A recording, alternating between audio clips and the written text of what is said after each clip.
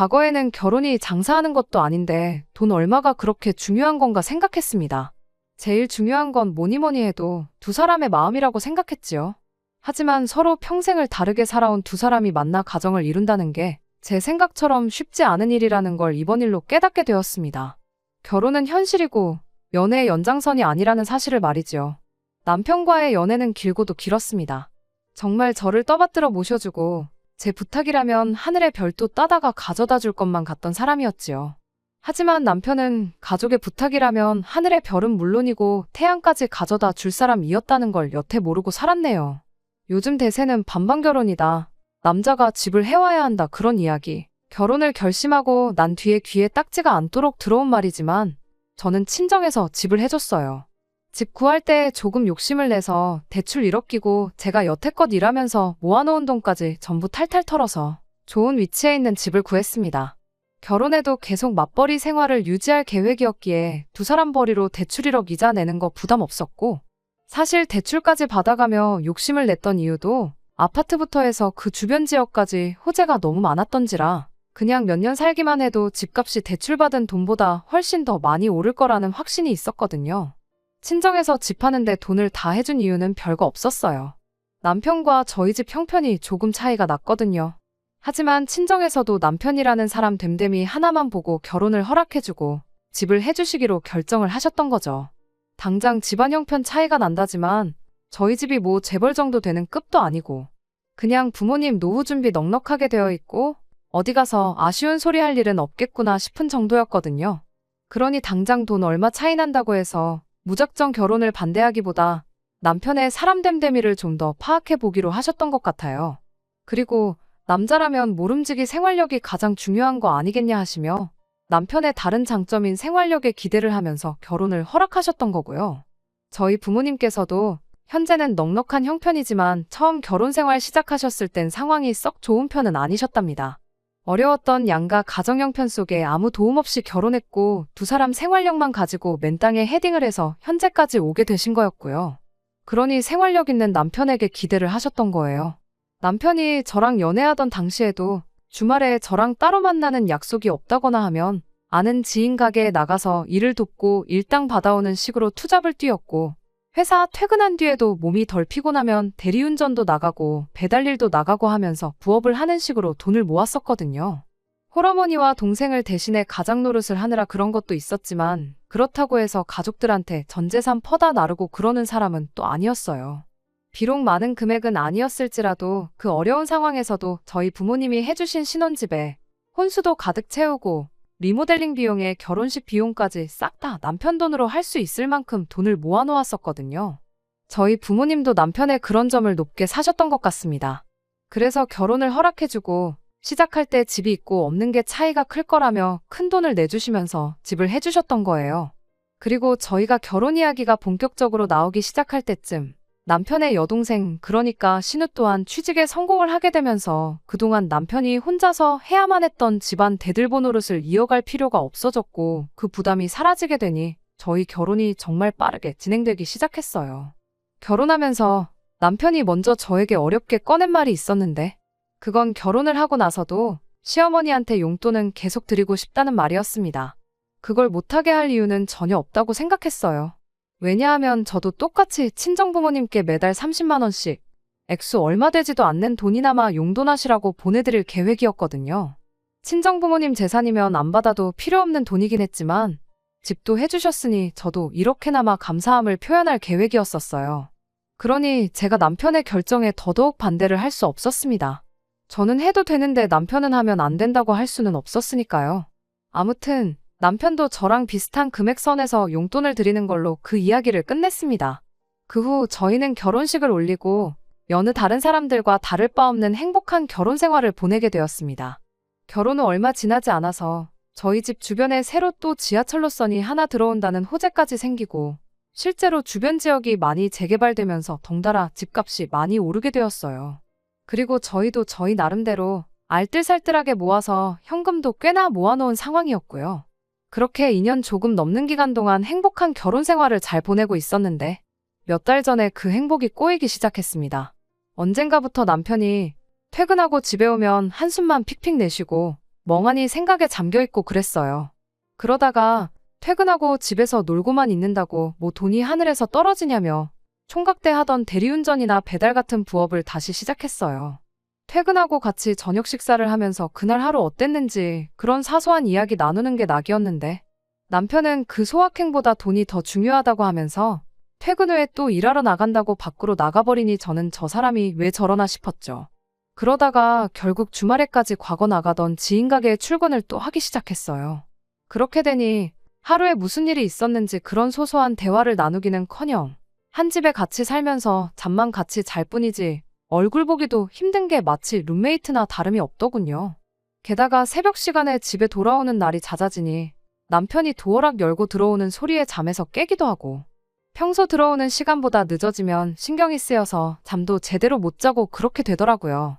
아무리 돈이 좋아도 이건 아니다 싶어서 남편한테 우리 집값도 엄청 많이 올랐고 저금도 상당하지 않느냐. 내가 어디서 돈 더 벌어오라고 시키는 것도 아닌데 왜 그렇게 몸을 혹사를 시키지 못해 안달이냐고. 그냥 여태까지 하던 대로만 해도 우리 사는데 돈 부족할 일 없고 어려울 것도 없다고 너무 조급해하지 말라는 이야기를 꺼냈습니다. 제 말에 남편은 어디서부터 설명을 해야 할지 모르겠다며 이렇게 된 상황에 대해서 이유를 말해줬어요. 다시 부업에 투자까지 시작하게 된 자초지종에는 다른 이유가 있었던 거죠. 알고 보니 신우가 멀쩡히 잘 다니고 있던 회사에서 갑작스럽게 해고 통보를 받게 되었다고 하더라고요. 그러면서 시댁이 현재 생활고로 힘들어하고 있다는 사실을 말해주더군요. 남편이 시어머니한테 용돈을 보내고 있긴 했지만 그걸로 두 사람이 생활을 이어가기에는 턱없이 부족한 액수였던 거죠. 저희가 맞벌이하면서 생활비와 대출이자 그리고 같이 모으고 있는 적금을 제외하고 남은 돈은 서로가 각자 관리를 하고 있던 상황이었어요. 남편 월급이라고 해봐야 월 300 중반 정도 되는 돈이었는데 그 돈으로 공동으로 내는 돈 다 내고 나면 얼마 남지도 않는 상황이었거든요. 시어머니 드린다던 용돈까지 빼면 더더욱 모자랐을 거예요. 그런 상황에서 남편이 마련해야 하는 돈이 이젠 용돈 수준을 넘어서 신우와 시어머니 두 사람 생활비가 돼버렸으니 그걸 혼자 충당하려니 투잡 쓰리잡을 해도 돈이 모자라도 한참 모자랐던 상황이 돼버린 거죠. 보니까 점심도 거르고 그 돈까지 싹 다 긁어서 보내주고 그랬더라고요. 직장인 점심값 해봐야 얼마나 한다고 말이죠. 답도 안 나오는 상황이었고 결혼하면서 그만하기로 했던 대들보 노릇을 다시 하게 된 걸 알게 되니 정말 까마득했습니다. 하지만 그렇다고 당장 가족들이 밥을 굶게 생겼는데 모르는 척 하라고 할 수도 없는 노릇이었어요. 신우가 해고를 당하긴 했지만 아직 나이도 어리고 그간 회사 다니면서 쌓인 경력도 있으니 금방 다시 취직을 하지 않겠냐, 그때까지 당분간만 이렇게 하면 안 되겠냐 부탁을 해오는데 제 월급까지 해서 시댁 생활비를 내주겠다고 나설 수도 없었고 그저 신우가 하루빨리 다시 일자리를 구하길 바라는 것 말고는 제가 할 수 있는 일이 없었습니다. 그렇게 모든 사실을 알게 되고 난 뒤 얼마 지나지 않아 신우의 새로운 소식을 듣게 되었습니다.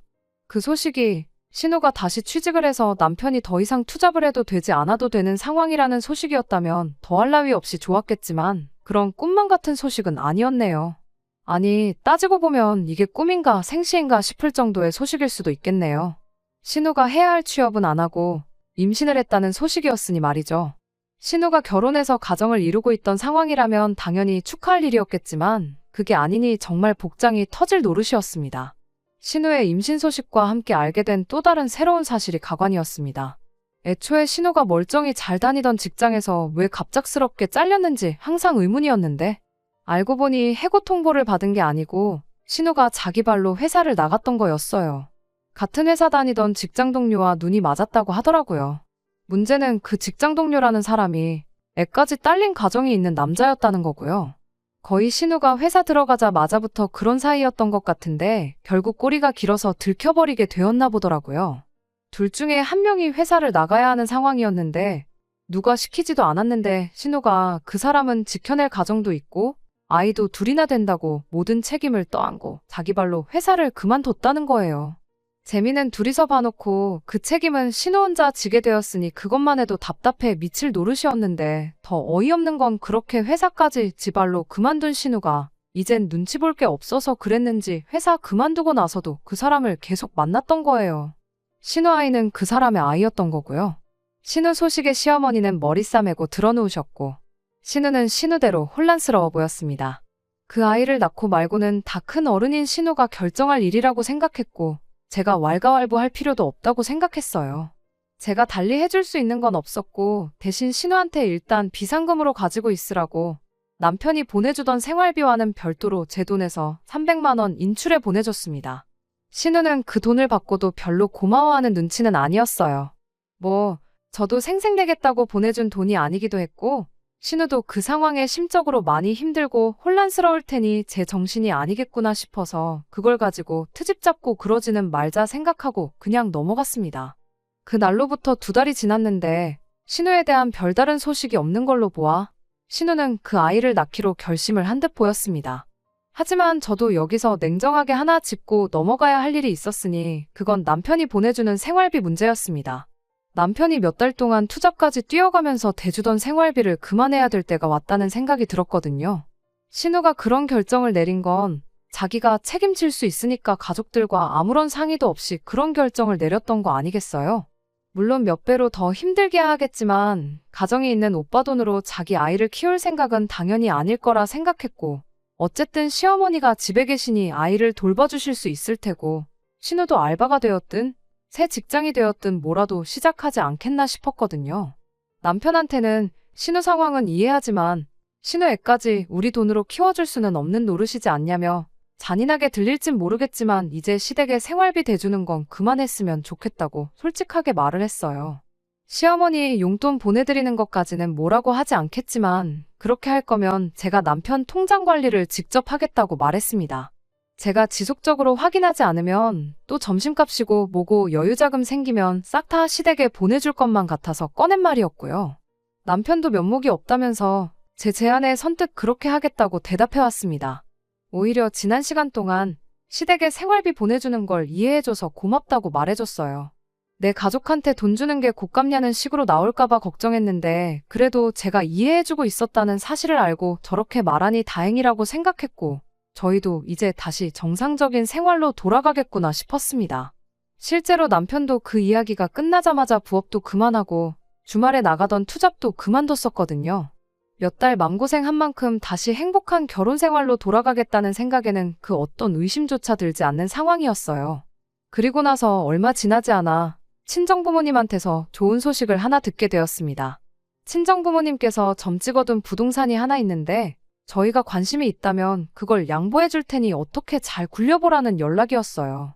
결혼 생활 3년 하면서 저희 집값이 많이 오르기도 했고 저축해놓은 돈도 상당했으니 그냥 은행에 넣어두는 것보다 뭐라도 해보는 것도 나쁘지 않겠다는 생각이 들던 차여서 관심이 가더라고요. 특히나 저희 부모님이 부동산으로 워낙에 재미를 많이 보신 분들인데다가 나름대로 부동산을 고르는 데 있어서 깐깐한 기준이 있고 안목도 있으시거든요. 그런 친정부모님이 자식인 저한테 추천해주는 부동산인데 당연히 실패는 없겠다는 확신도 있었고요. 저도 무작정 부모님이 소개해줬다고 덥석 물지는 않았고 제 나름대로 이리저리 검색도 해보고 조사도 해봤는데 그 집이 보니까 남편과 제가 다니는 직장에서 지금 사는 집보다 위치도 훨씬 좋고 집을 내놓으면서 인테리어까지 싹 다 고쳐놔서 추가적으로 돈이 더 들어갈 것도 없었어요. 요즘 같은 부동산 시장에 계속해서 집값이 오르는 지역이었던 건 말할 것도 없었고 말이죠. 다만 그만큼 돈이 많이 들어가겠다 싶었는데 그래서 생각한 게 지금 사는 집은 전세로 돌리고 대출 조금 더 받아서 저희 모은 돈까지 연끌을 해보기로 했습니다. 무조건 이득이라는 확신이 있다 보니 쇳불도 당김에 빼랬다고 부동산부터 다녀와서 저희 살고 있는 집부터 내놨고 그 후에 대출을 알아보고 있던 중 시어머니한테서 전화가 왔습니다. 결혼 생활 3년 하면서 저한테 전화 한번 먼저 하신 적 없던 분한테 전화가 걸려오니 저도 무슨 일인가 싶었죠. 대뜸 저한테 물어보는 말이 살고 있는 집 전세는 나갔냐고 묻더라고요. 부동산에 내놓긴 했지만 요즘 전세 매물이 잘 빠지지도 않고 내놓은 지도 얼마 되지도 않았기에 아직 연락 온 곳은 없다고 대답했어요. 제 대답에 한껏 밝아진 목소리로 시어머니가 제게 그러면 그 집에 신혼의 부부를 살게 하면 어떻냐고 묻더라고요. 살게 해달란 말은 둘째치고 신혼의 부부라니 그게 무슨 소린가 했습니다. 그 이후로 시간이 얼마나 길게 지난 것도 아닌데다가 신우 결혼식이 있었다면 제가 안 갔을 리가 없는데 대뜸 신혼의 부부라니 무슨 소리인가 싶었어요. 자세한 이야기는 나중에 이야기해 줄 테니 일단 살게 해줄 거냐 말 거냐부터 계속 물으시더라고요. 그래서 저는 얼마까지 생각하시는가 물어봤어요. 아무리 전세라고 해도 주변 시세가 3억 중후반에서 4억 사이로 나가고 있는데 솔직히 조금 의아하긴 했죠. 저희 집에 전세로 들어올 정도면 사실 조금 외곽이나 경기도권만 가도 전세 말고 매매로도 집을 구할 수 있는 큰 돈이었으니까요. 한 식구끼리 서로 돕는 거라지만 저희도 새 집 구하면서 새로 또 대출을 받게 되는데 전세가를 낮게 해주면 해줄수록 저희 대출액이 늘어나게 되는 건 당연한 일이었으니 부담스럽기 짝이 없었습니다. 그런데 이어진 시어머니 말에 제 귀를 의심할 수밖에 없었어요. 조금 무리해서라도 최대한 맞춰줘야겠구나 자포자기하고 있었는데 시어머니는 가족끼리 무슨 돈을 받냐며 애들이 무일푼이라 어디 들어가 살만한 전세보증금 모을 때까지만 살게 해주라고 너무나도 당연하다는 듯이 말해왔으니까요. 세상에 4억짜리 집에 공짜로 들어와서 살게 해달라고 할 줄은 몰랐으니 저도 모르게 큰 소리를 내며 놀라고 말았습니다. 그건 말도 안 되는 소리라고, 저희도 그 집 전세로 나가고 대출까지 받아야 새 집으로 이사가게 되는 거라고 남편이 그런 말은 안 해줬냐고 따져 물었습니다. 시어머니는 다 알고 있다고, 니들은 맞벌이 하니까 둘이서 대출을 받거나 친정에서 돈을 빌려오면 되는 거 아니겠느냐고 너무 쉽게 말을 하더군요.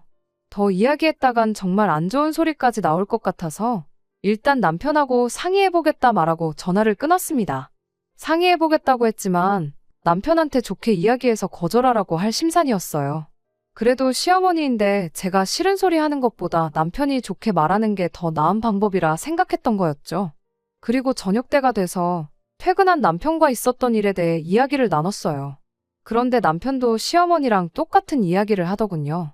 다른 사람도 아니고 내 남편한테서 생각지도 못한 대답을 듣게 되니 피가 거꾸로 솟는다는 말이 무슨 말인지 알겠다 싶을 정도로 혈압이 오르더라고요. 남편은 제 분위기를 살피더니 신우가 처한 상황이 너무 안쓰러워서 그런다며 신우 이야기를 꺼내더군요. 신우가 만나던 그 남자가 결국 지 처자식을 뒤로하고 신우랑 함께 하기로 했답니다. 그래서 시어머니가 그 둘을 두고 부부라고 했던 거고요. 그런데 문제는 그 남자 집에서 이혼을 안 해주겠다고 나왔답니다. 정확히는 이혼은 해줄 수 있지만 그럴 거면 전 재산 다 내놓고 몸만 나가라고. 그러면 합의 이혼을 해주겠다 나왔다네요. 매달 줘야 하는 양육비는 말할 것도 없고요. 아무튼 그 조건이 아니면 이혼은 없다고 나왔답니다. 그 와중에 신우는 정신 못 차리고 무늬만 아빠는 싫다고 해달라는 대로 다 해주고 이혼을 하라고 강요를 했고 결국 그렇게 두 사람은 결혼식은 일단 미루고 살림 먼저 합치게 되었다는 거예요. 그런데 당장 개털인 남자가 몸만 들어왔는데 집이고 뭐고 구할 방법이 없는 와중이었다는데 그때 저희가 마침 타이밍 좋게 집을 전세로 내놓은 상황이었던 겁니다. 남편은 조카도 몇 달 뒤면 태어날 텐데 집도 절도 없는 동생네 노숙은 시킬 수 없지 않느냐며 불쌍한 동생네 부부를 위해 저희 집을 내주자는 헛소리를 하고 있던 거였어요. 저희는 당장 맞벌이 하니까 대출 더 받는 거는 문제도 아니고 제가 원한다면 자기가 투잡 탓이 뛰면서 대출이자를 전부 자기 돈으로 감당하겠다고 그러면 상관없는 거 아니냐고 나오는데 아주 답답해서 속이 터지기 일보 직전이었습니다. 남편하고 이야기해서 잘 해결해 보려고 했는데 이건 제가 신우 혹은 시어머니랑 직접 만나 단판 짓지 않으면 끝나지 않겠다는 생각이 들었어요. 일단 남편한테는 나는 더 할 말이 없으니 나중에 다시 이야기하자고 하고 다음날 퇴근 후에 저는 시댁으로 곧장 향했습니다. 시어머니도 눈치가 있는지 말도 없이 불쑥 찾아온 제가 무슨 이야기를 하러 온지 어느 정도 짐작을 했나 보더라고요.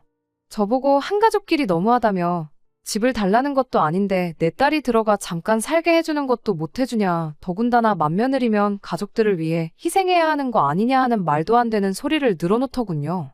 그렇게 신우 살 곳이 걱정되면 어머님 집에 같이 살면 되는 거 아니냐, 아직도 한 집에 같이 살고 있는데 사위 한 명 더 드리는 건 또 안 될 게 뭐냐고 따졌죠. 신우 애 태어나면 어머님이 애 봐주고 신우도 직장 다시 구해서 나 죽었소 하고 몇 년 맞벌이 하면 애 학교 가기 전에 독립할 돈 정도는 모을 수 있는 거 모르시냐? 굳이 내 집을 내줘야 하는 이유가 도무지 이해가 되질 않는다. 처음에는 저도 대화로 다른 해결책을 모색해볼 요량으로 제 생각을 이야기했는데 시어머니는 제 말에 그 집이 어디 네 혼자 집이냐고 제 말에 꼬투리를 잡더라고요. 설마 남편이 인테리어 비용한 거랑 혼수해온 거 가지고 소유권을 주장하려는 거냐 따져 물었어요. 그 말에 어디 그뿐이겠냐며 여태까지 대출도 같이 갚아오지 않았냐고. 네 혼자만의 집이라 생각하지 말거라 하는 겁니다. 대출이라 봐야 1억 받은 게 전부고 3년 동안 갚아봐야 얼마나 갚았겠냐고. 아직 반이반도 안 갚았는데 6천 들고 와서 4억 집이 공동소유라고 주장하는 게 말이나 되냐고 따졌죠. 인테리어 비용 2천에 혼수랑 여태까지 남편이 갚은 대출이자 당장 다 돌려주는 거 일도 아니라고. 지금 제가 여기까지 찾아온 이유는 내 집에 신우 살게 할 생각 없다는 거 확실하게 하러 온 자리니까 이야기 길게 하지 말자고 말했습니다. 시어머니는 제 말에 대답도 안 하고 지금 내 아들 내쫓는다고 협박이라도 하려는 거냐며 너 니네 부모한테 가정교육 그렇게 받았냐고 아주 싸가지가 없다고 따지고 들더군요. 부모님 이야기까지 나오는 걸 보니 상황이 갈 때까지 간 것 같았고 더 되돌릴 수도 없겠다는 생각이 들었습니다. 그래서 저도 여과 없이 시어머니한테 한마디 했어요. 어머님이야말로 신우 가정교육을 어떻게 시켰길래 저 모양 저 꼴이냐. 멀쩡히 가정이 있는 남자 꼬시다 걸려서 직장까지 잘렸으면 거기서 적당히 하고 멈춰야지. 뭘 잘했다고 그 꼴을 당하고도 그 남자를 계속 만나다가 한 집안을 풍비박산을 내놓고 이제는 지 오빠 결혼 생활까지 파탄을 내려고 하고 있지 않느냐고. 저도 할 말 못할 말 가리지 않고 따발총 마냥 쏘아댔어요.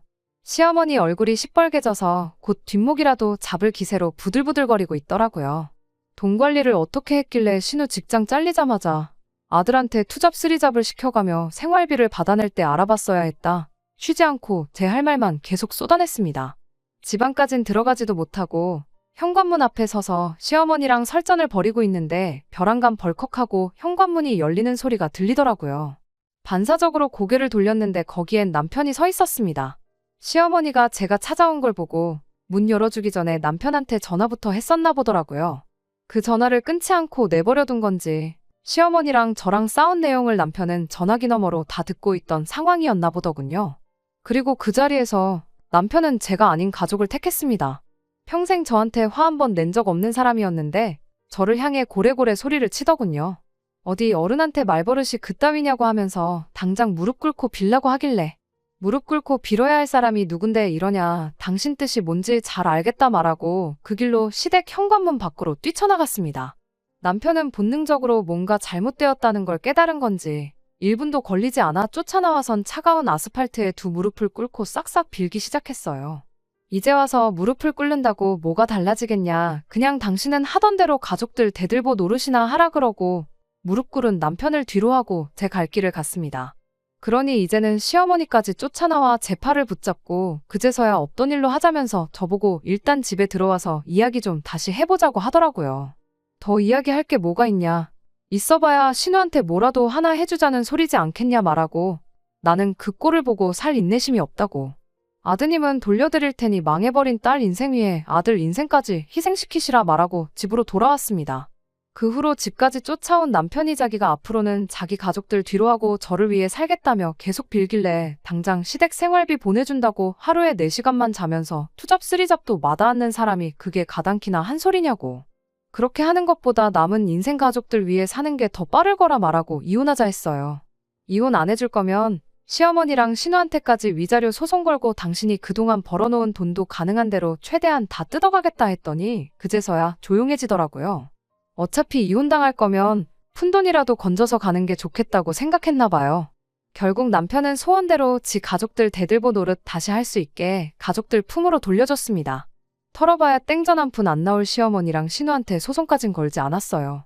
돈 몇 푼 더 받겠다고 그 집구석 인간들 얼굴 더 보는 것보다 후딱 끝내버리는 게 정신건강에 더 좋을 것 같다고 생각했거든요. 결혼했으면 와이프부터 챙겨야지 가족들 그렇게 걱정됐으면 애초에 결혼은 왜 했는지 모르겠네요.